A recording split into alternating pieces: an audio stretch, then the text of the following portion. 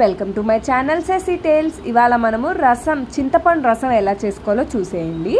తొందరగా quick and ఈజీగా అయిపోద్ది. ఫస్ట్ మనం దానికి కావాల్సిన పదార్థాలు: ఉల్లిపాయలు పొడవుగా కట్ చేసుకొని, కొత్తిమీర, కరివేపాకు, పచ్చిమిరపకాయలు.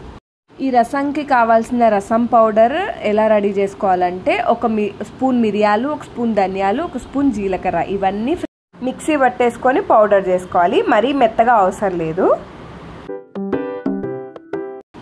ఇప్పుడు ఒక గిన్నెలో మనం ఏదైతే రసం చేయాలనుకుంటున్నామో ఆ గిన్నెలో పచ్చి కొత్తిమీర, కరివేపాకు, అలాగే చింతపండు, నిమ్మకాయ సైజు అంత చింతపండు తీసుకొని కొంచెం నీళ్ళు వేసుకొని బాగా పిసుక్కోవాలి.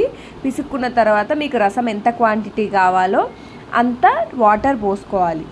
అందులోనే కట్ చేసి పెట్టుకున్న చిల్లీస్, ఉల్లిపాయలు వేసేసుకోవాలి. అలాగే మనం మిక్సీ చేసుకొని పౌడర్ చేసుకున్నాం కదా, అది కూడా వేసేసుకోవాలి.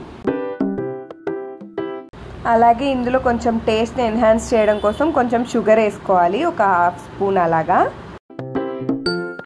అలాగే సరిపడా పసుపు వేసేసుకోవాలి, సరిపడా కారం వేసేసుకోవాలి, అలాగే ఉప్పు. ఇవన్నీ మీ టేస్ట్కి తగ్గట్టుగా వేసేసుకోవాలి. ఇవన్నీ వేసేసుకున్న తర్వాత ఇప్పుడు స్టవ్ ఆన్ చేసుకొని బాగా మరిగించుకోవాలి రసం మొత్తము.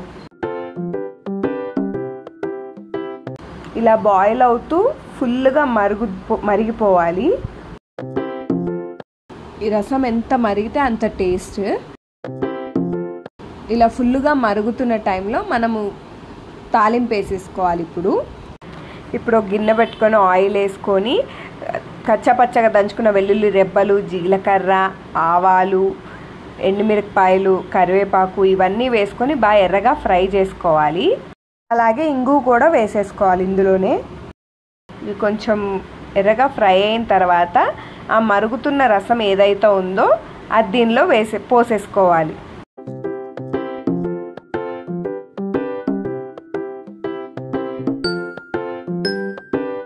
ఒక 1 మినిట్ అలా ఉంచేసేసి కట్టేసుకోవడమే.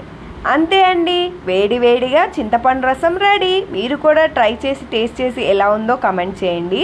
Don't forget to like, share, subscribe to Sesi Tales. Thank you.